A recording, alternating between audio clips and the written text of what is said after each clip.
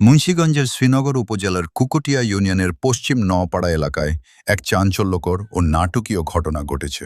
Dubai প্রবাসী জামালের ৪৫ বছর বয়সী স্ত্রী এবং ২ সন্তানের জননী জ্যোৎস্না বেগমের সাথে একই এলাকার সোহরাব দেওয়ানের ছেলে রাজমিস্ত্রি সারোয়ার দেওয়ানের গত ২ বছর যাবৎ পরকীয়া সম্পর্ক গড়ে ওঠে এবং তারা গোপনে মেলামেশা করে আসছিলেন।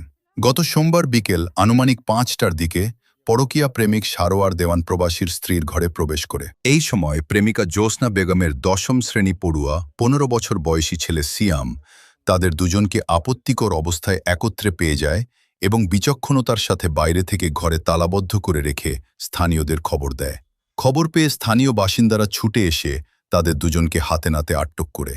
তবে ঘটনার ভিন্ন একটি সূত্রে জানা যায় ছেলে মাদকাসক্ত ছিল এবং ঘটনার রাতে মাদক কেনার টাকা চাওয়াকে কেন্দ্র করে মা ও ছেলের মধ্যে তীব্র কথা কাটাকাটি হয়, যার এক পর্যায়ে ছেলে ঘরে ওই ব্যক্তির উপস্থিতি টের পেয়ে বাইরে থেকে লোকজনকে ডেকে এনে তাদের আটক করায়। এই আপত্তিকর ঘটনার খবর দূর প্রবাসে থাকা স্বামী জামাল জানতে পেরে তাৎক্ষণিকভাবে মোবাইল ফোনের মাধ্যমে তার স্ত্রী জ্যোৎস্না বেগমকে মৌখিকভাবে তালাক প্রদান করেন। পরবর্তীতে পরিস্থিতি নিরসনে গভীর রাতে স্থানীয় ইউপি সদস্য ও এলাকার গণ্যমান্য ব্যক্তিবর্গের উপস্থিতিতে এক জরুরি সালিশ বৈঠক বসে এবং সেখানে উপস্থিত সবার সম্মতিতে তাদের দুজনের বিয়ে পড়ানো হয়।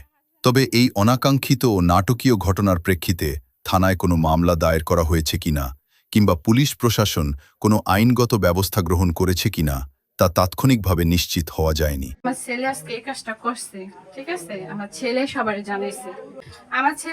জানাইছে, ও সব কিছু জানে। যেহেতু আজকে ওরে ধরছে, ও জানে, আমার ছেলে সবকিছু জানে। নাহলে এই চিপা বাসার ভিতরে কিভাবে আসবো? আমার থেকে টাকা নেয়, বেলাইনে চলে প্রতিদিন, মনে করেন যে টাকা পয়সা নিয়ে ১,০০০, ২,০০০, ৫,০০০ এরকম করে আমার কাছে টাকা চাই। টাকা পয়সা নিয়ে ওই এতদিন চুপ করে আসছিল, আজকে মনে করেন স্বার্থে আঘাত লাগছে, এলাকা সবাই যে বলে দিছে। তো ওর বিচার আমি আগে চাই। ও কেন এতদিন কেন বললো না? ও যখন জানে, ওই তো সবাই দিছে। তো ও বাধা দেয় নাই, ও এতদিন জানছে, ও এতদিন বলে নাই। এখন ওর বিচারটা আগে চাই আমি। সবাই আসছে যে এটা সিদ্ধান্ত নেবে সেটাই।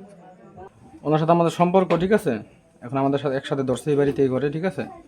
এখন এলাকার যে মাতবর মুরব্বির আছে জিজ্ঞেস করছে, ঠিক আছে। আমি বলছি যে ওনার সাথে আমি বিয়ে করতে রাজি আছি, বিয়ের কথা বলছে, আমি বলছি রাজি আছি, ঠিক আছে। কতদিনের সম্পর্ক? যে হ্যাঁ, সম্পর্ক 2 বছরের মতো, ঠিক আছে। আমি স্বীকার করছি, ঠিক আছে। এখন ওনারা দায়িত্ব নিচ্ছে, ওনারা বিয়ে দিয়ে দিব। হ্যাঁ, আমার আর কোনো কথা নেই, এলাকার বসে হাতে ওই যে দায়িত্ব নিচ্ছে, আর ওনারা কাজীও আনছে, ঠিক আছে, বিয়ে করাইবো, ঠিক আছে। আমি রাজি হয়েছি, ঠিক আছে, শেষ কথা। আমার আর কিছু বলার নেই।